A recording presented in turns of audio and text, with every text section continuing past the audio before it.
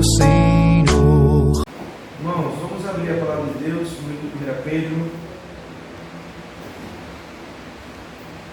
capítulo 5.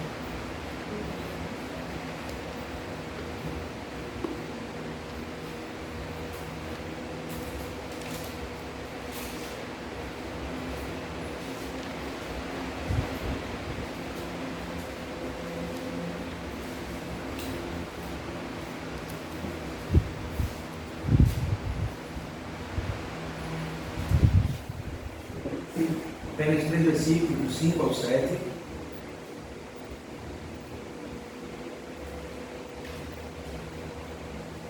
Pedro, capítulo 5, versículos 5 a 7. Estamos chegando ao final da carta, graças a Deus.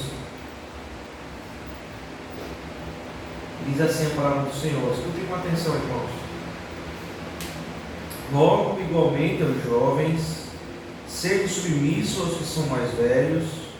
Outros sim, no trato de uns com os outros, cingivos todos de humildade, porque Deus resiste aos soberbos, contudo aos humildes concede a sua graça. Humilhai-vos, portanto, sob a poderosa mão de Deus, para que Ele, em tempo oportuno, vos exalte, lançando sobre Ele toda a vossa ansiedade, porque Ele tem cuidado de vós. Amém. Amém. Deus, de toda bondade, de toda graça, nosso pedido agora, Deus, é que o Senhor nos abençoe e nos edifique com a Tua palavra. Palavra essa que vai ser pregada. Deus, que apesar de mim, Deus, os Teus filhos aqui escutem essa palavra e sejam edificados, que cresçam na graça e no conhecimento do Senhor Jesus.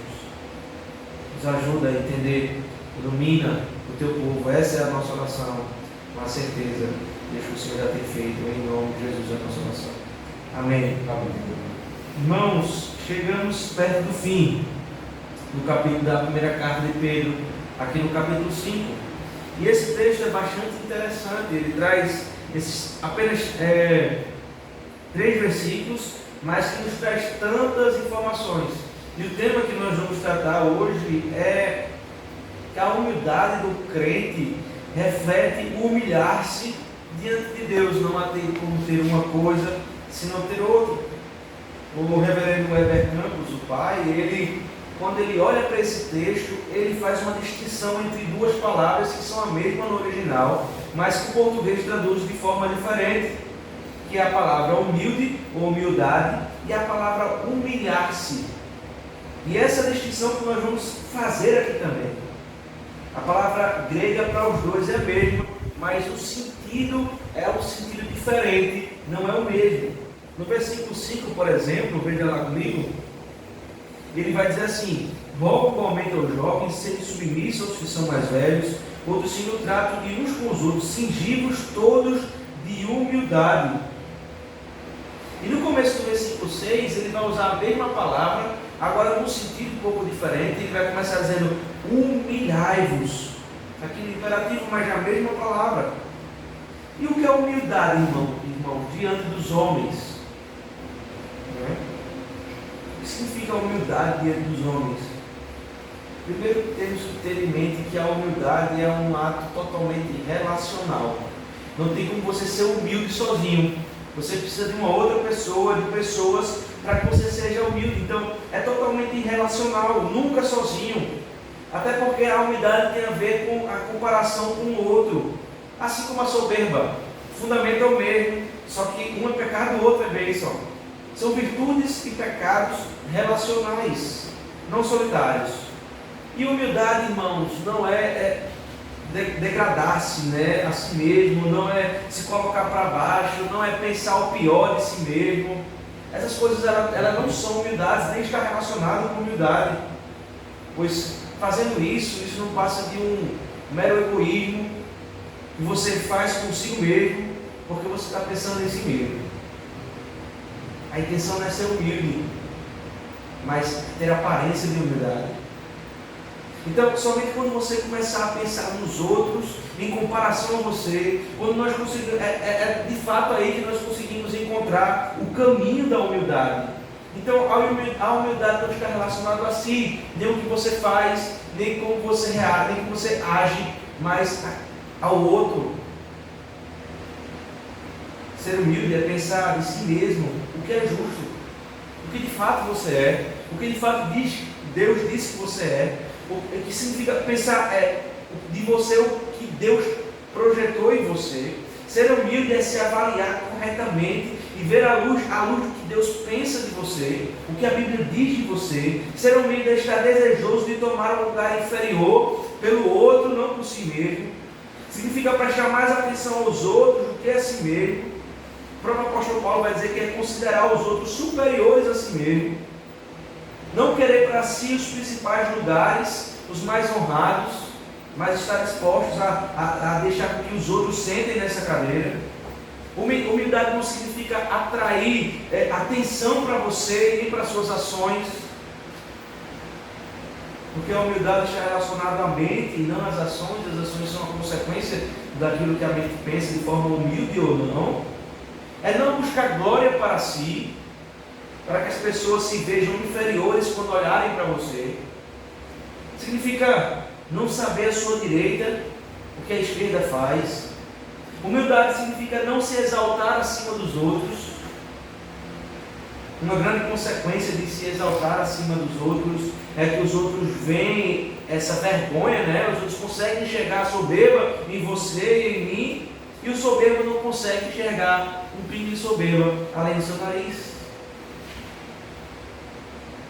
A humildade significa que você não deve ser crítico com os outros, mas consigo mesmo. Pense no pecado que o crente gosta, né? Ser crítico com os outros. Quando nós somos críticos com os outros, nós estamos afirmando que nós somos melhores que eles. Então, ser humilde é olhar para si mesmo do jeito que Deus olha para você e ser justo com as considerações. E isso é responsabilidade, irmão, de todo crente.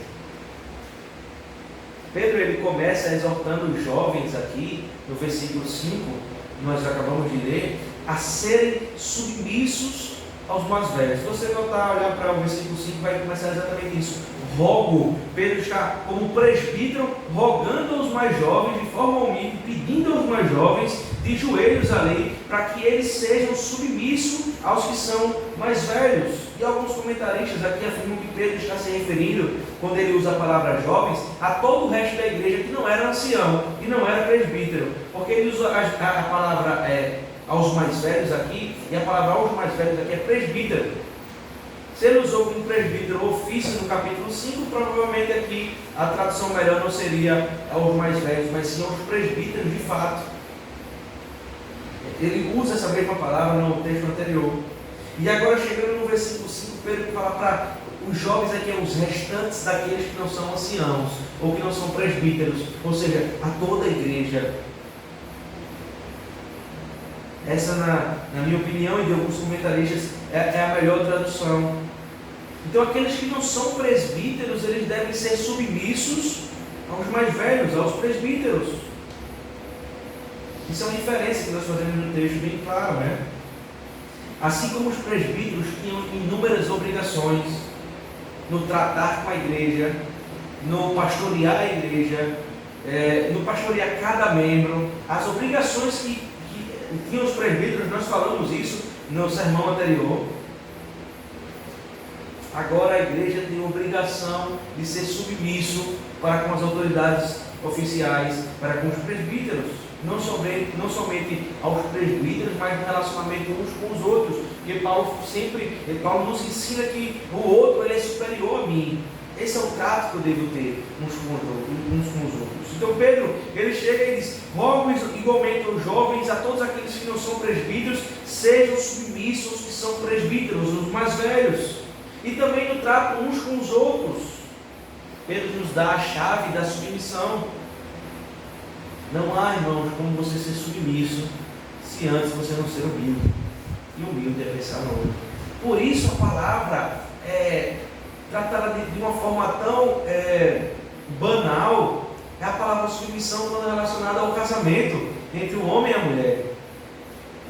Irmãos, quando a mulher ela deve ser submissa ao homem no casamento, é porque sem humildade não há submissão.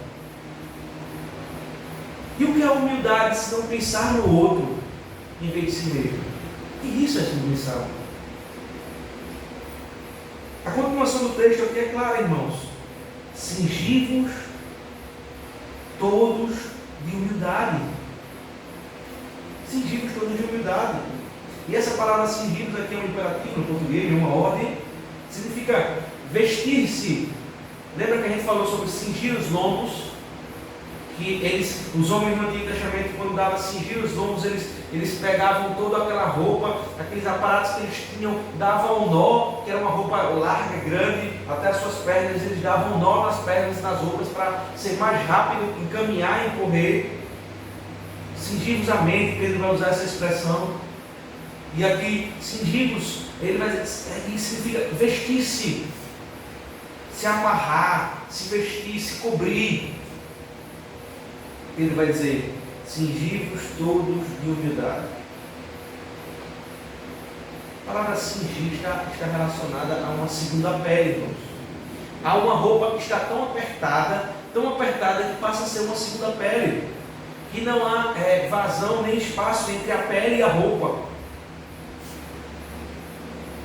Pedro está dizendo aqui a igreja do Senhor, aquele povo perseguido da época, e a nós hoje, dizendo, vocês devem ter humildade como uma segunda pele de vocês. Não há vazão, não há espaço para outra característica que não seja a humildade na vida do crente. Deve estar ligada constantemente. O nosso coração é rápido, é inclinado à soberba. Não é uma opção do crente, você deve ser humilde nessa ocasião. Nessa outra ocasião você não precisa ser humilde, não. É uma ordem divina para que o crente seja humilde.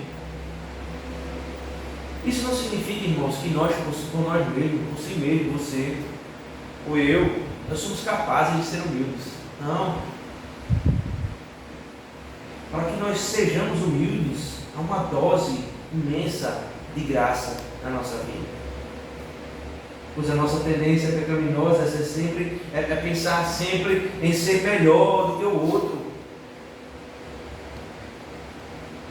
Nós afirmamos isso em secreto muitas vezes. Nós pensamos isso constantemente, via de regra. Nós não declaramos isso, porque isso é vergonhoso. Nós não temos coragem de declarar isso, mas no nosso coração nós afirmamos isso em secreto, via de regra. Que nós queremos ser melhor que o outro, que nós somos melhor que o outro, que a forma que nós fazemos é melhor que a outra, que o outro. Pedro ele nos manda se vestir de uma roupa de humildade, a ponto dessa roupa ser uma segunda pele, não há espaço para outra coisa, senão humildade, não há espaço para soberba, senão humildade. Nós devemos arrancar a nossa roupa do velho homem, cheia de soberba, cheia de orgulho, e vestir-se de humildade. Para você se vestir de orgulho, você não precisa de fazer nada. Você já nasce com essa roupa. Você não precisa de ajuda de ninguém. Você é poderoso. Você nasce orgulhoso. Você tem esse poder pecaminoso, de nascer orgulhoso e progredir com esse orgulho até o fim da vida. E essa progressão é tão verdadeira, irmãos, quando você está longe de Cristo, parece que quanto mais velho você é, mais orgulhoso você fica pelas experiências que você passa na vida. E sendo bem sincero, irmãos, como é difícil encontrar pessoas vestidas com a roupa da humildade dentro da igreja. E eu falo de uma forma geral. Vocês têm as suas experiências antes dessa igreja e vocês podem dizer isso também. Vocês podem olhar para si mesmo e dizer, poxa, como várias vezes eu me despedi da roupa da humildade, do vestir-se de humildade, e trouxe a minha antiga roupa, vesti a minha antiga roupa de soberba, por mais que ninguém consiga detectá-la ou enxergá-la, mas por várias vezes eu usei essa capa da soberba. Qual roupa nós temos vestido? Com você pode ser bem criterioso. Faça-se essa pergunta: qual roupa eu tenho vestido? Será que é a roupa da nova criatura que se chama humildade? Ou se é a antiga roupa que eu não faço esforço nenhum para vesti-la, que é a soberba? Mas por que, irmãos? devemos nos vestir com a roupa da humildade? Porque devemos nos cingirmos com a humildade? Porque ela deve ser uma segunda pele. Pedro nos mostra na continuação do versículo 5, veja lá. Cingivos todos de humildade. Por quê? Porque Deus resiste ao soberbo, contudo aos humildes concede sua graça.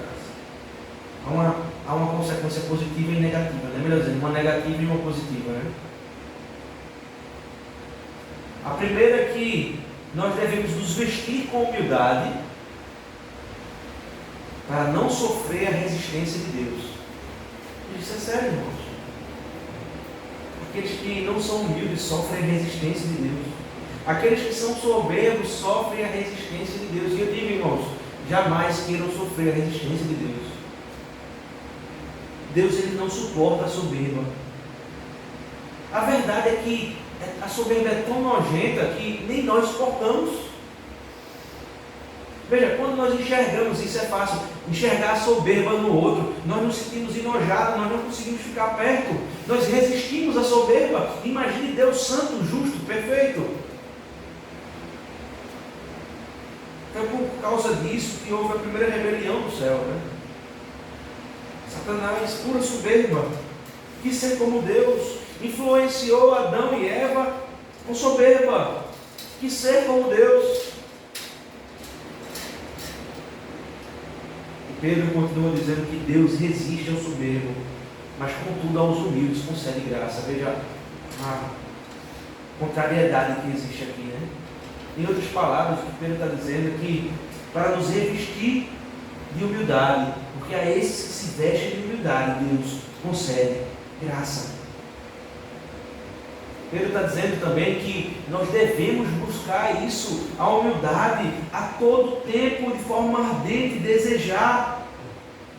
Portanto, que se você quiser se deleitar na graça de Deus, se vista de humildade, pratique a humildade, e assim Deus te contempla de bondade. Para isso nós precisamos nos livrar da soberba, da velha roupa. Não há como vestir duas roupas, irmãos. São dois extremos totalmente diferentes. Um positivo e um negativo. Pois se você não se livrar da bondade, da soberba, Deus lhe priva da sua bondade, da sua graça. E, irmãos, esse é um pecado que contempla a todos. A soberba. Rico, pobre, qualquer um. Se encontra tanto nas mansões quanto nos casebres. É a soberba. Não há distinção para esse pecado. Por isso, irmãos, que todos nós devemos ter cuidado. A soberba se encontra dentro da igreja e fora da igreja. A soberba se encontra nos maiores teólogos, muitas vezes, mas também nos maiores ateus. A soberba está pronta para tomar conta do nosso ser. E isso nos priva da bondade de Deus. Deus resiste aos soberbos. E agora Pedro, ele começa no versículo 6 com essa ordem. Veja lá. Humilhai-vos, portanto, sob a poderosa mão de Deus, para que ele em tempo oportuno vos exalte. Lembre que eu disse que era a mesma palavra no original aqui usada, mas traduzida de uma forma diferente, com um significado diferente. E é interessante, irmãos, que o humilhai-vos, ele pode aparecer tanto no grego, né? Tanto na voz passiva, quanto na voz ativa.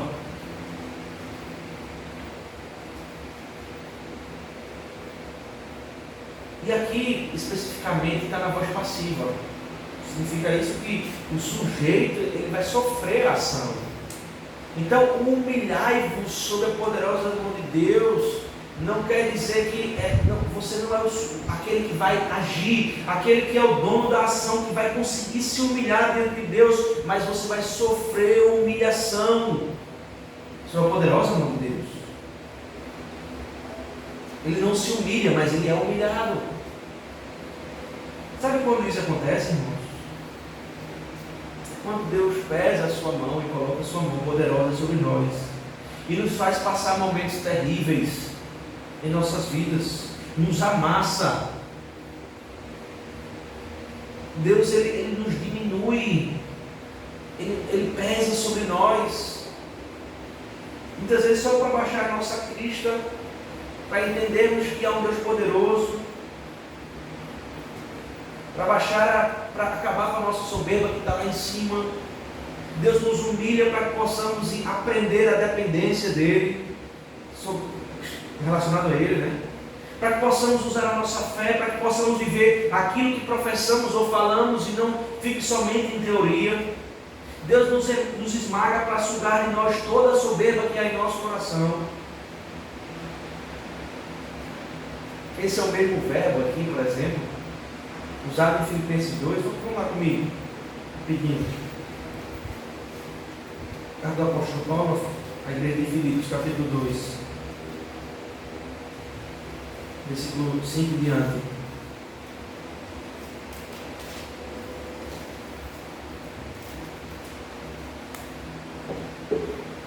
Fala da humilhação de Cristo.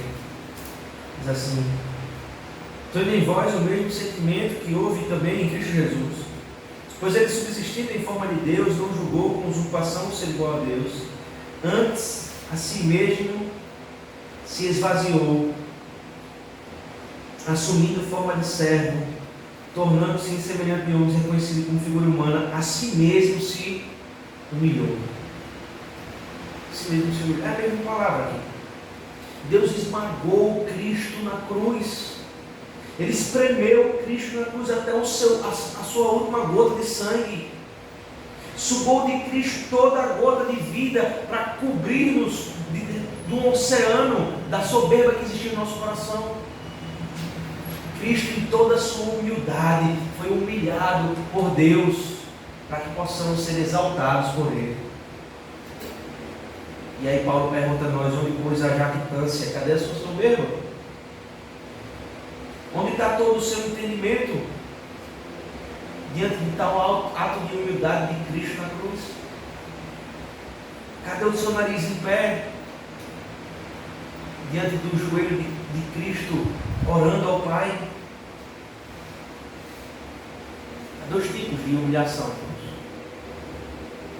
A voluntária, quando você entende a necessidade de se humilhar diante de Deus, e essa é boa, essa é que você deve ter em mente, humilhar-se voluntariamente diante de Deus, entendendo que Ele é o Deus provedor, sustentador de todas as coisas.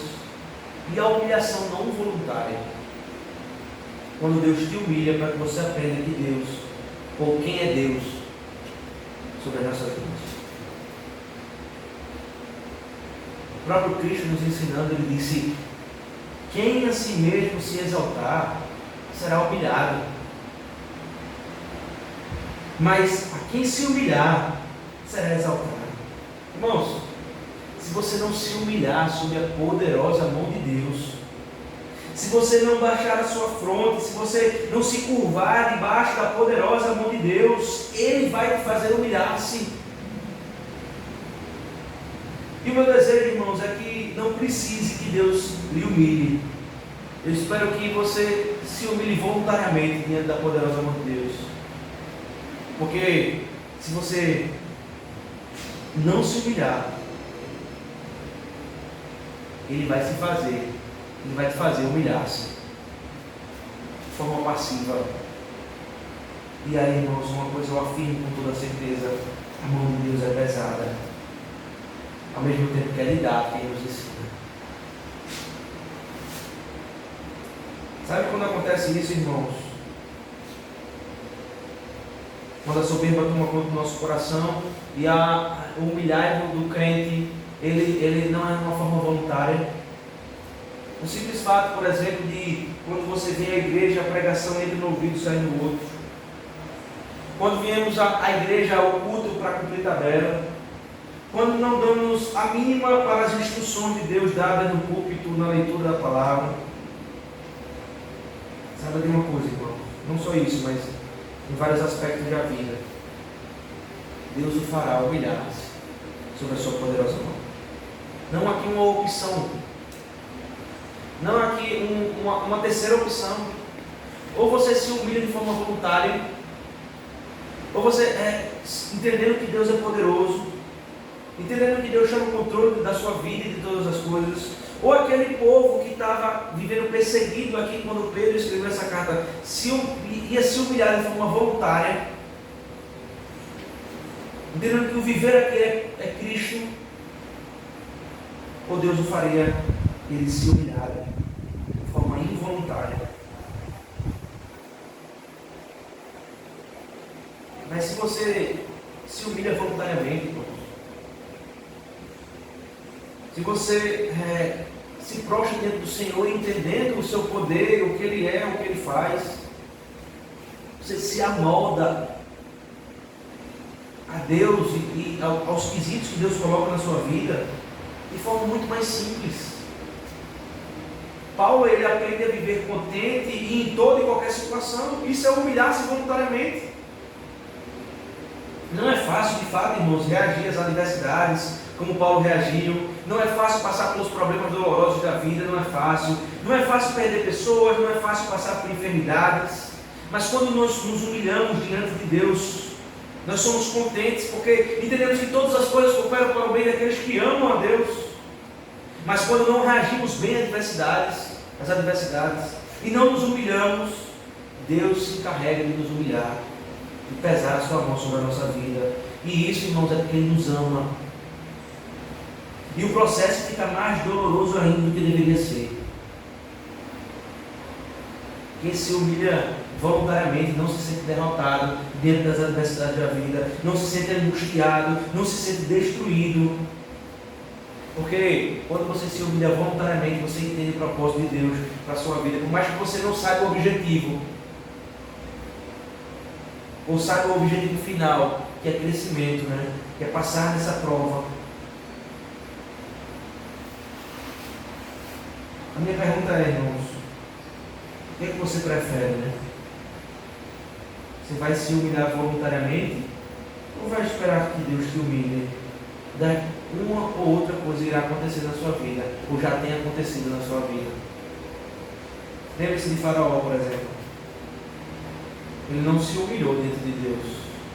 E Deus usou a sua poderosa mão para tratar com ele em 10 pragas na sua região.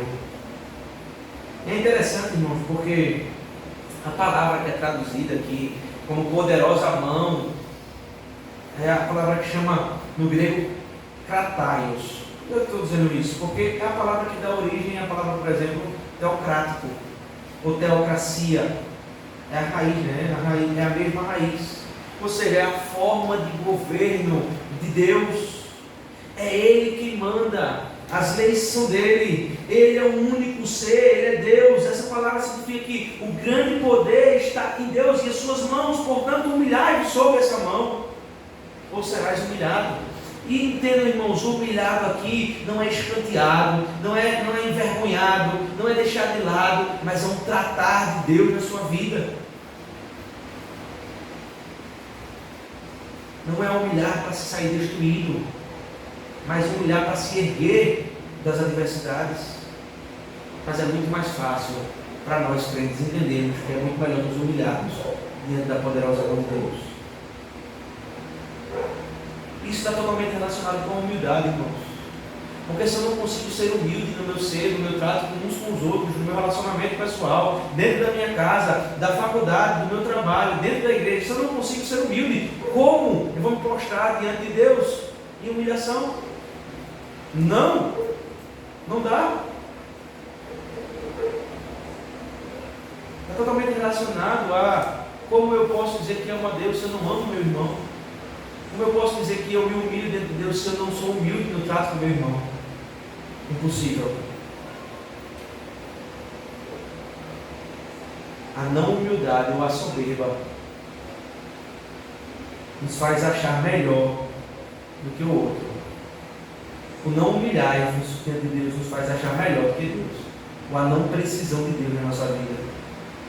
Ou a não necessidade, melhor dizendo. Qual é o resultado para aquele que se humilha diante da mão de Deus? Você lê comigo, por exemplo, no verso 6. Humilhai-vos, portanto, sob a poderosa mão de Deus, para que Ele, em tempo oportuno, vos exalte. A gente só quer a exaltação de Deus, né? Já perceberam isso? A gente busca sempre que Deus nos exalte, que Deus nos abençoe, que Deus nos eleve, Que Deus nos faça vitoriosos e campeões, mas não quer passar pelo processo do esmagar de Deus sobre as nossas vidas.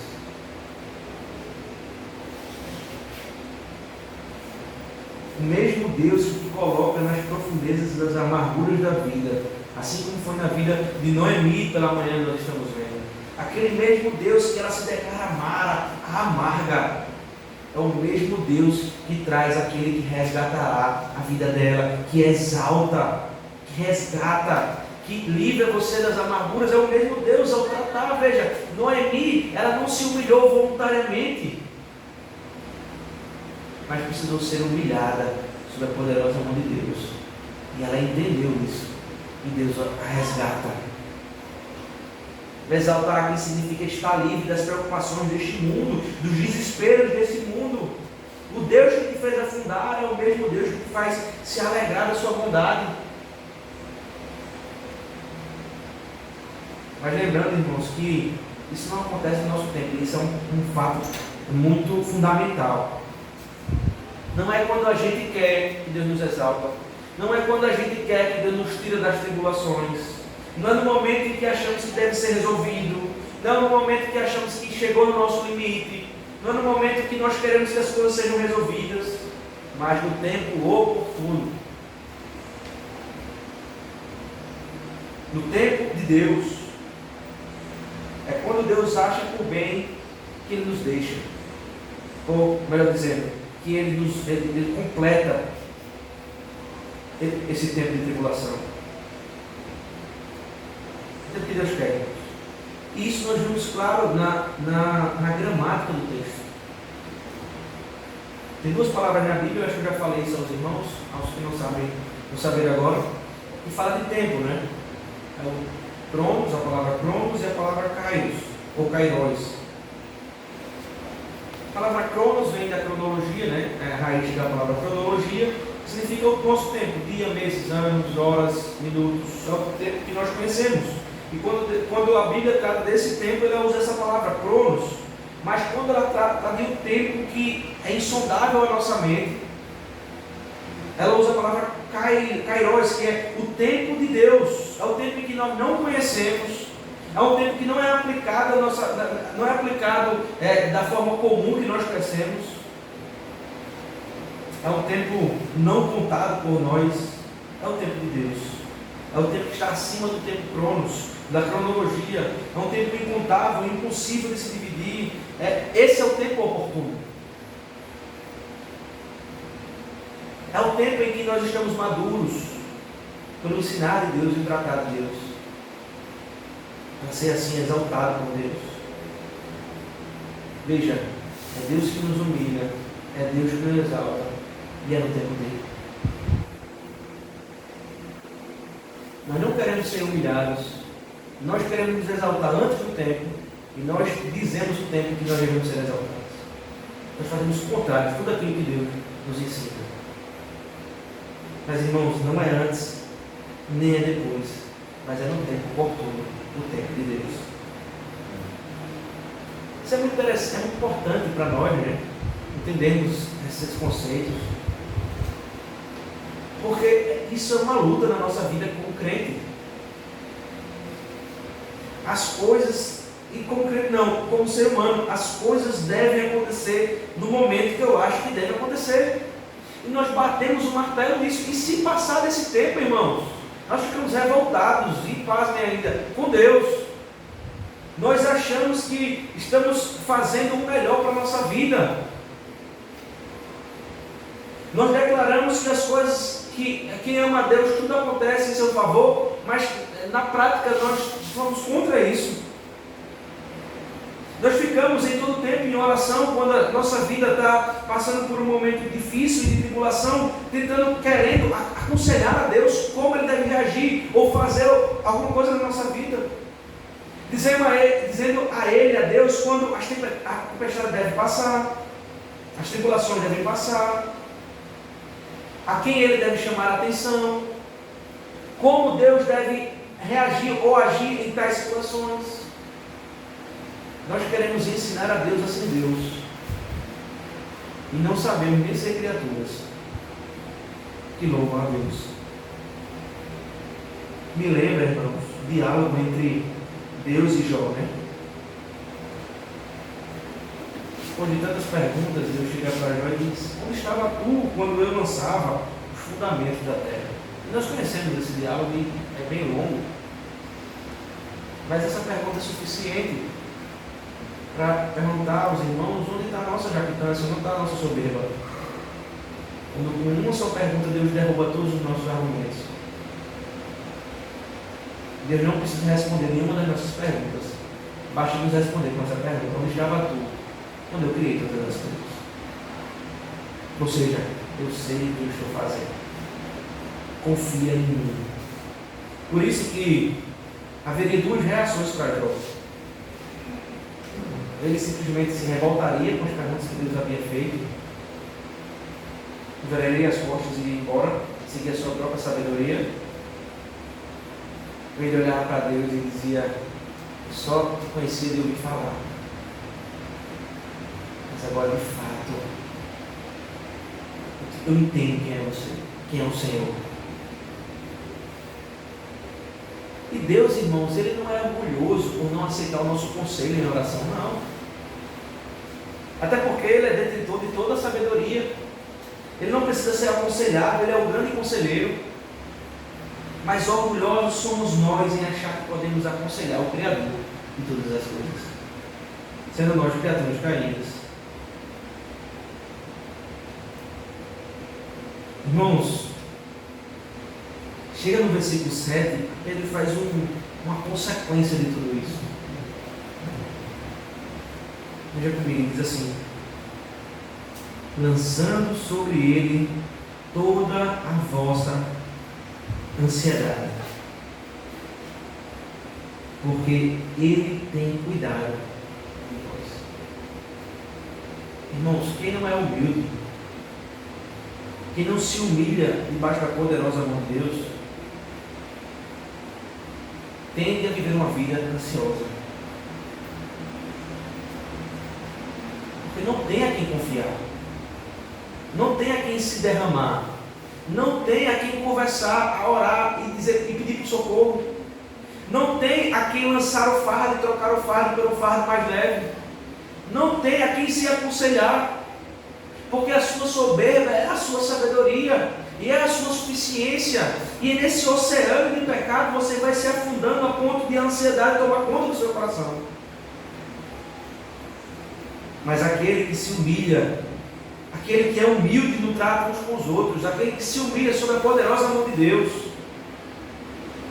ele vai passar pelos mesmos problemas daqueles que não se humilham, mas ele vai ter a quem lançar esses problemas. Ele vai ter a quem trocar esse fardo pesado por leve. Ele vai ter a quem pedir socorro em oração, numa conversa sincera e verdadeira, tendo a certeza de que quem está lá em cima está nos ouvindo. É lançando sobre ele a vossa ansiedade, pelo simples fato, irmãos, porque ele tem cuidado de nós. Entendendo isso, né? Qual é o motivo da nossa ansiedade? Eu não estou dizendo que ela não vem, a vida não vem muito. Ela bate a porta do nosso coração a todo tempo. Porque para nós a nossa incredulidade é tão grande junto com a nossa soberba, que nós só acreditamos em Deus quando as coisas acontecem, quando as coisas se movimentam.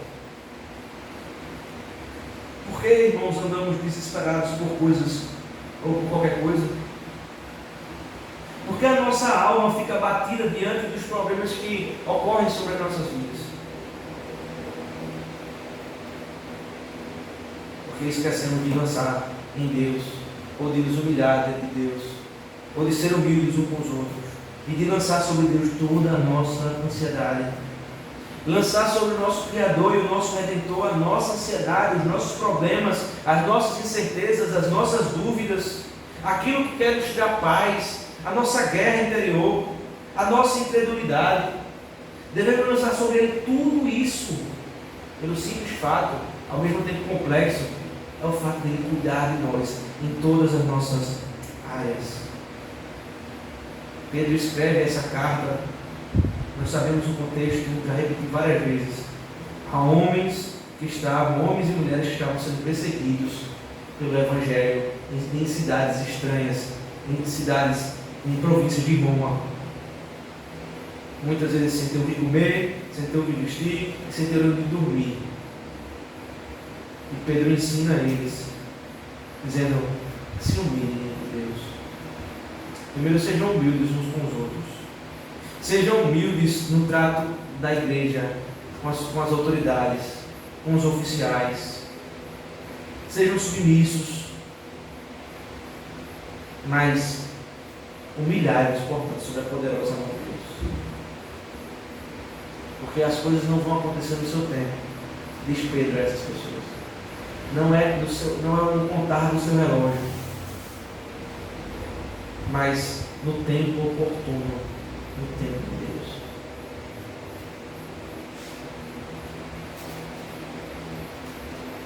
Porque, irmãos, quando nós entendemos isso, quando nós entendemos que as coisas que estão acontecendo na nossa vida, quando não consequência do nosso pecado, é o humilhar-se de Deus, é Deus nos fazer humilhar-se diante dele. É cuidar de Deus, por mais que isso doa, por mais que isso faça derramar lágrimas, por mais que isso sangre, por mais que isso nos deixe abatidos, mas esse mesmo Deus exalta e é lançando sobre ele tudo que nós temos de ansiedades, dúvidas, incertezas e problemas, porque pelo simples fato de ele estar cuidando de nós nos meios verdades.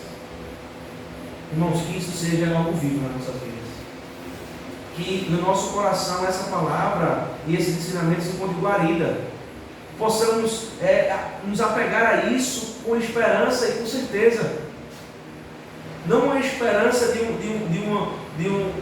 um possível acontecimento ou de um possível cuidado, mas com a certeza junto com essa esperança você possa lançar sobre ele toda a sua ansiedade, porque Deus tem cuidado de nós. Que Deus nos abençoe. Vamos orar.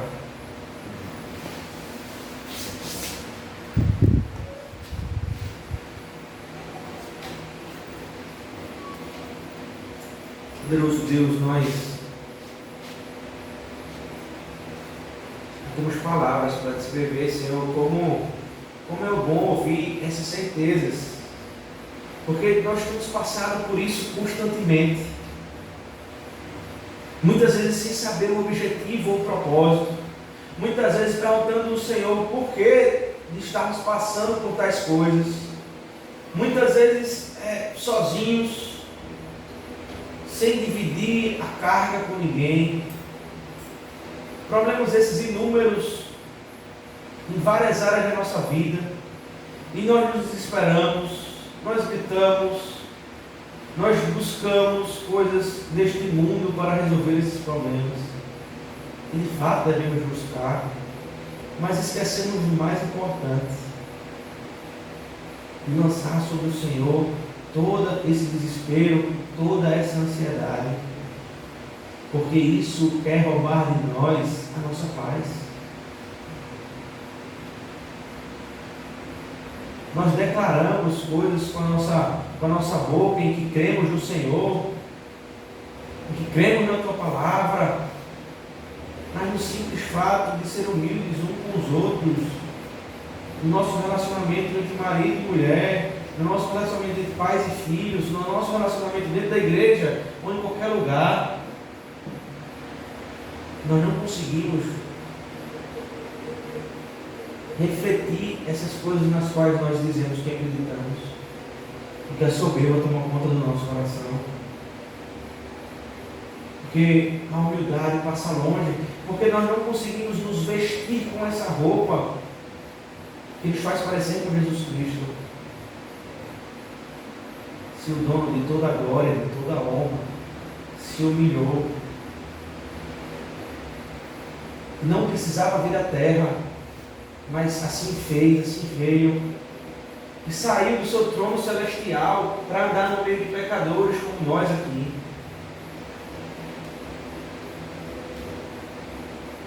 E assim ele fez, não só fez, mas de forma humilde, se calou diante das acusações e pediu perdão por aqueles que lhe acusavam injustamente. Meu Deus, é essa roupa que nós queremos vestir. Vemos hoje do trato de justiça entre crentes em 1 Coríntios, em que Paulo vai dizer: é melhor que você perca. Nós possamos nos vestir com essa humildade, pensando no outro, que possamos medir as nossas palavras, para que não atinjamos o outro, as nossas ações. Que o Senhor coloque um filtro na nossa mente de como reagir e agir diante das situações. Ó Deus, se não for uma imensa dose de graça sobre as nossas vidas, nós não conseguiremos. Então a nossa oração, Deus, é que nos faz humildes, nos coloca essa roupa, nos veste com essa roupa da humildade a todo tempo. Ó Deus, e que o Senhor nos ensine a voluntariamente nos humilhar diante da Tua poderosa mão, para que possamos passar pelas tribulações, nos momentos difíceis da nossa vida, louvando ao Senhor e não murmurando. Não é fácil, o Senhor sabe. O Senhor conhece o nosso coração. O Senhor sabe das nossas fraquezas. Sabe quantas vezes nós choramos em secreto. Enquanto nós rogamos ao Senhor por ajuda, o Senhor conhece, Deus, a nossa vida desde antes de nascermos. O Senhor conhece as nossas lutas, as nossas aflições. Nos ajuda, Pai. Não há outra pessoa, não há ninguém melhor que recorrer do que o Senhor.